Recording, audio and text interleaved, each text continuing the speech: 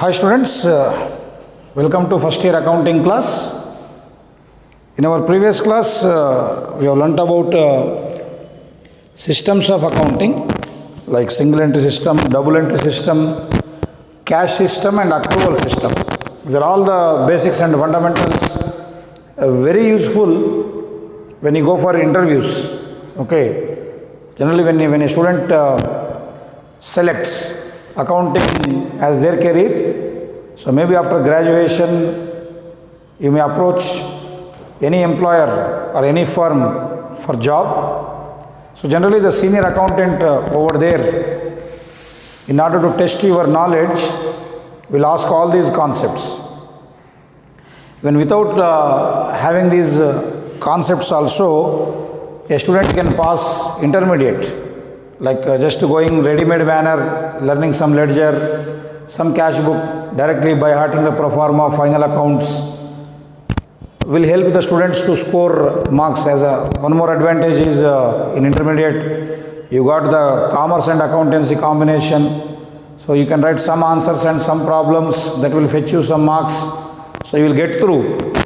But always remember that your aim is not to just pass the course you are studying. Your aim is to be successful in your life. You have to pass your life. How do you pass your life? How do you achieve success in your life? When you get a better job, you earn better salary, and you help your family and you lead a luxurious life with peace of mind. That is called as success in life. So to achieve success in life, just formal education, examination point of view education is not sufficient. Okay, most of the present day students are habituated for that. That means just to take the material, by heart, mug up some answers without having the knowledge. So they write the exam, they get very good marks, 90% marks, 95% marks.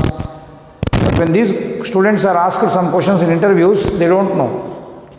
Even a student who scored 99 in commerce, intermediate first year, if you ask her suddenly, what is mercantile system, what is accrual system, they don't answer.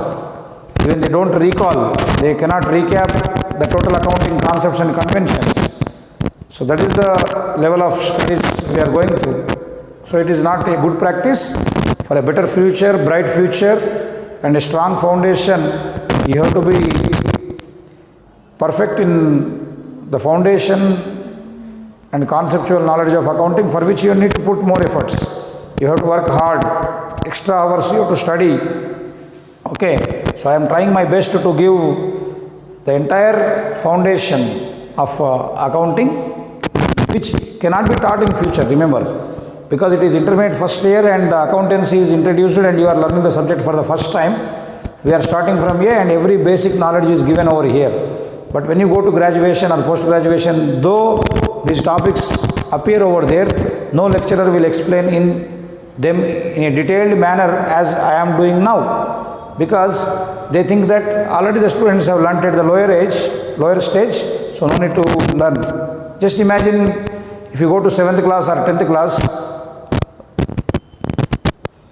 are you taught ABCDs? So when an English teacher is explaining a poem or some text, when dictating the notes, they don't give you the spellings. They don't show you how to write the alphabets, because they expect that already you might have learnt at your LKG, UKG level. So similarly, when you go to graduation, we think that already the student has learnt those concepts at intermediate level. So with this depth, they don't explain. Just they will give brief idea about that and they will proceed for the topic. So then you will struggle at the higher level. So all of you have this accountancy book and go through the introduction part of every chapter, thoroughly by heart the definitions, and repeatedly listen the classes, videos what I am delivering from Sri Medhavi campus. So that will fetch you a lot of knowledge. Now coming to this advantage of subsidiary books. What are subsidiary books? What do you mean by subsidiary books? It is very simple. Subdivision of journal is called as subsidiary books. Subdivision. Why should we divide? Very simple. If your business organization is very large scale, Every day numerous transactions take place. If you write all the entries together in single book, the book will become clumsy, confusing. Okay, so you will not have clarity and it may waste lot of time. Okay, so as the number of transactions increase due to the size of the business organizations and the number of activities taking place on a particular day or during a particular time period, so in order to avoid such confusion and lack of clarity, we divide the journal into various parts. I will give you one example. Not only when you go to nursery school level or maybe at LKG level, you are given only one book. Okay, generally where you will be writing everything in the same book, because the topics taught by the teacher will be very minimum, so just writing the numbers or something in one book you are taught. Even for the college also, in the initial stages, when you are coming for the introduction 2-3 days or 1 week, first 1 week, when just you want to acquaint with yourself with the college system, you will be bringing only one book, because those beginning days, the lecturers will not teach much. Mostly they will be speaking, so you need not write anything. So in single book only, you will be writing the names of the subjects and the names of the faculties and about the paper pattern, etc. So you can manage with one book in the initial days.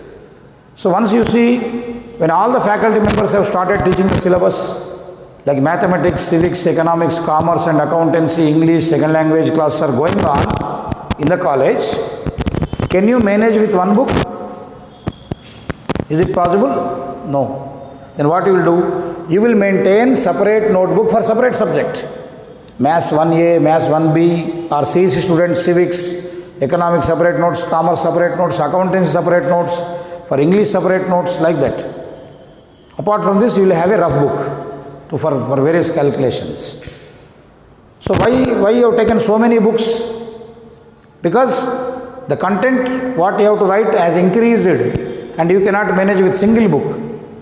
What is the problem? If you write all the concepts into one book, whenever you want to read, it will not be clear. So rather than passing in all the subjects in one subject only, you will get that marks. Remaining subjects you may fail. Because you do not have the proper information. You do not have the information in the order. You do not have the concept in a sequence. So that troubles you, and at home when you try to learn the answers, when you try to by heart the answers, you don't get it the sequence. So that automatically wastes your time. So then what you have done? You have divided that, okay, according to the subject. Similarly, in every business organization, whenever we have got large number of transactions are to be recorded, we divide the transactions into various categories. So we have got total 8 subsidiary books. Okay, how many subsidiary books we have got? 8. First, purchases book or purchase book. Second, purchase returns book. Third, sales book. Fourth, sales returns book. Okay. Fifth, cash book. Sixth, bills receivable book. Seventh, bills payable book. Okay. Eighth one, journal proper. So already you might have gone through all these problems, how to prepare purchase book and what do we record in that. All those problems might have, okay, done by other lecturer, and you might have gone through those videos. So there are the 8 subsidiary books every organization maintains. Okay, so subsidiary books means subdivision of journal, making into different parts. Okay, so we have got purchase book. In this, what do we record? We record only credit purchase of goods.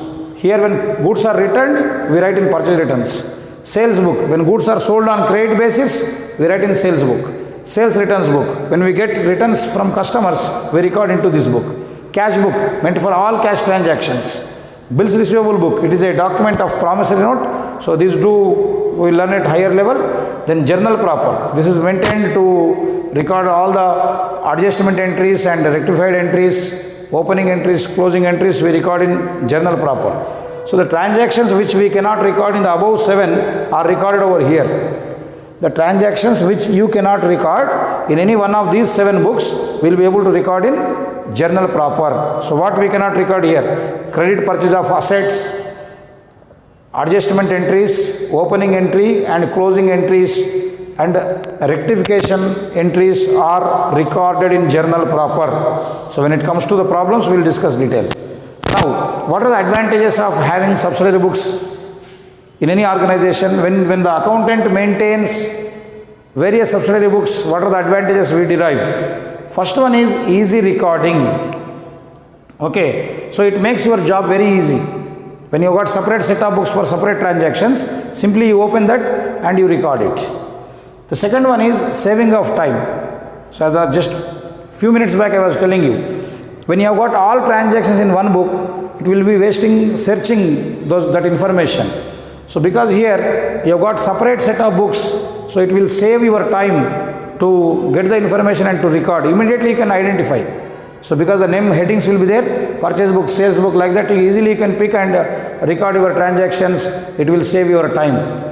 Then division of work. What do you mean by division of work? Allocating a special work to a special person.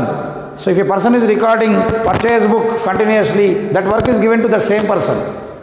That means he will become specialized in that. One person will be recording only cash book. One person will be recording only journal proper. So different persons are given different books according to their capacity, according to their knowledge.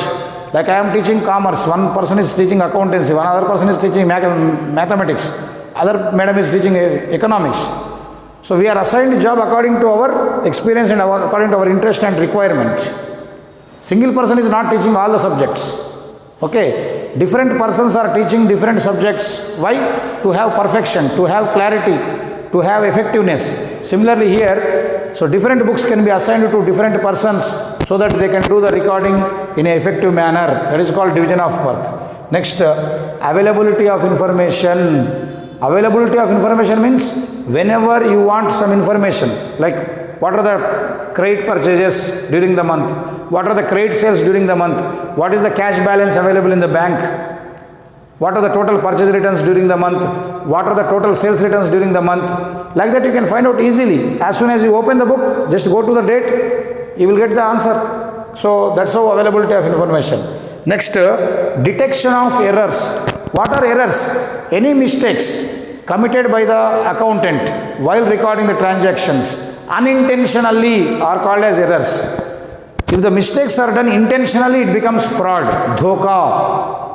Error means गलती, अनजाने में जो किया जाता वो गलती होता, that is called error. Okay, जानबूझ के करे, ऑर्गेनाइजेशन को धोखा देना, पैसे खा लेना बोल के जो करे तो वो फ्रॉड होता. So here if any error took place while recording the transaction, like instead of writing 10,000 we missed out 1 0, we have written only 1,000, or instead of writing 1,000 we have recorded 10,000 by placing one extra zero. Such type of errors can be detected if you have got subsidiary books. So very important for any accountant if they follow the recording through subsidiary books. It makes your job easy, convenient, more effective. When any person approaches you for some information, immediately you can disclose.